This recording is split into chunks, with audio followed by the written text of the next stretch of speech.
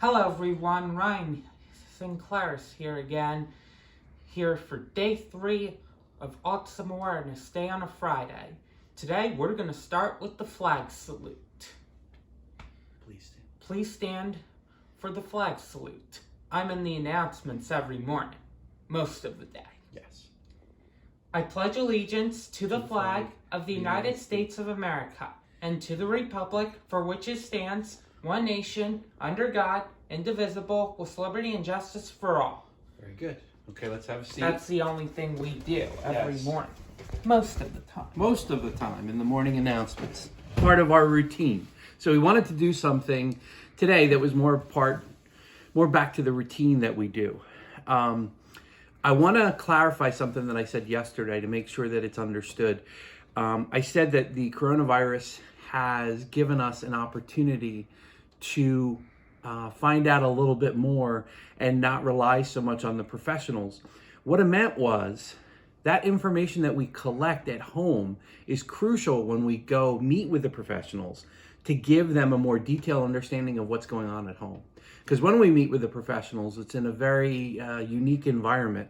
And sometimes some of the things that your son or daughter, your friend with autism might be doing might only be happening with you, but not at the office. So this situation that we're in now allows you to collect evidence of things that you may be seeing, understanding about your individual with autism, that then when you do meet with the very important piece of this puzzle, which is these professionals, especially speech therapists. Can't say enough about speech therapist, Miss Marcy, right? Right. We've been with her for 6 years and we wouldn't be able to do this without her input. And it comes from learning about each other. What makes you happy, right? What makes you sad? Absolutely. Yes. All right. So, as most of you know, I'm a high school English teacher. And I also am part of this whole remote learning situation that we're in. So I asked my students to give me some questions that we can answer because we have... You're still laughing? Yeah, all right. We have 30 days to fill. So be careful what you ask for. My students responded wonderfully. I have about 135, and they gave me 3 to 5 questions each. So we're not going to be answering all 300 questions right now. But what I'm doing is going through and pulling some of the same questions, and we'll answer a couple questions each day. It'll give us something to do. Of course. Right? Right. So you're still laughing because you burped. All right. So the first question that we had was, will we still be presenting at elementary schools and police stations after the coronavirus? Ryan, what do you think about that? Probably. Yeah, tell them why. What do you love about presenting? When I... Put your hand down so they can see your face. That's not part of the photo. No, it isn't. Go ahead. When I get to say goodbye to them, they give me handshakes, fist pumps, high fives, or hugs. Right. Yeah. Yeah, so you love that. Yep. And my superpowers. You love... Yes. Tell the camera. I talk about the pizza delivery episode. Yes. It's my favorite one ever. Very good. And we will be doing that definitely in the next upcoming days.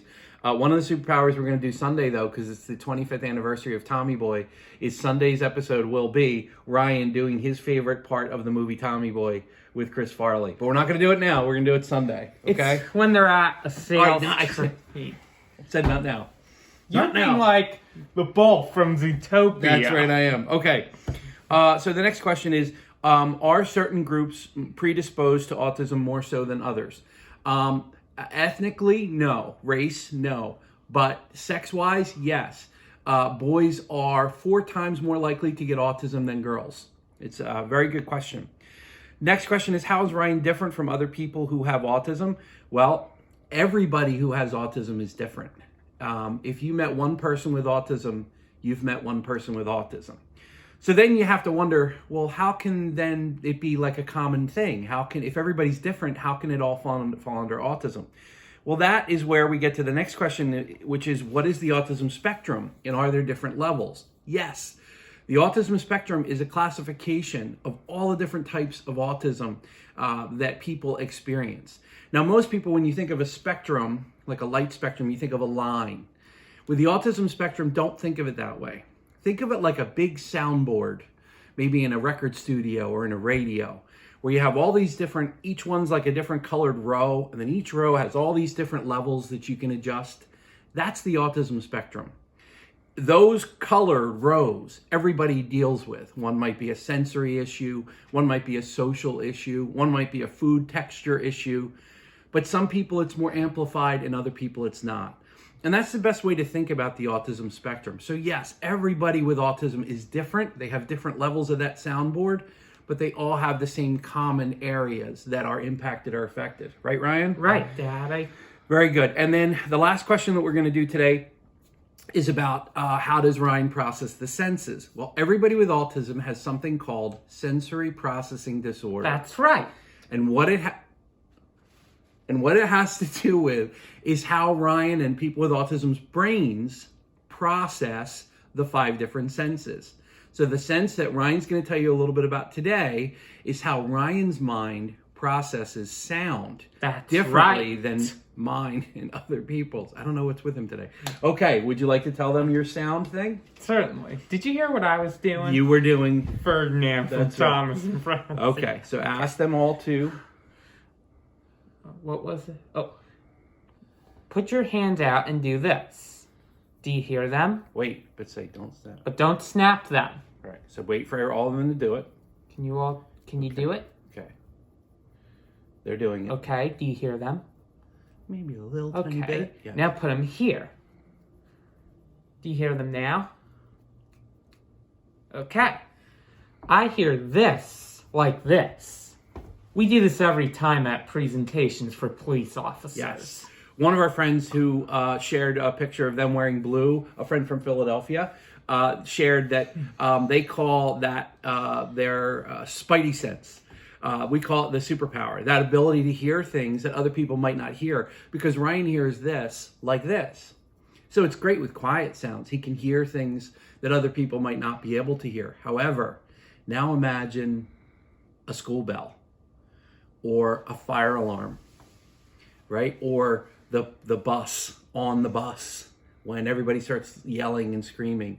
So people with autism, that's over amplified. If you think about it, going back to the soundboard as a dial, what you and I might hear as a 5 on a 1 to 10, people with autism might hear as like an 11 or a 12, which is even off the charts. So their brain is actually telling them, oh no, this is damaging your ears, when really it's not. So now imagine a little child with autism who doesn't know that everybody else's levels are different than theirs. And now you understand why loud noises can really upset them, right? Right. Yes. But as we get older, people with autism learn to adapt and learn to adjust. In fact, Ryan and I go to Flyers games.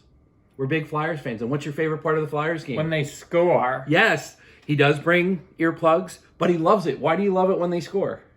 Because everybody goes insane. Yeah, it's crazy, right? And yells. Crazy, I meant to say. All right. How's that? Did we do well for today? We sure did do well. Before we go, though, we wanted to thank everybody. What do we want to thank them for? Thank you for coming to our presentation. Hey.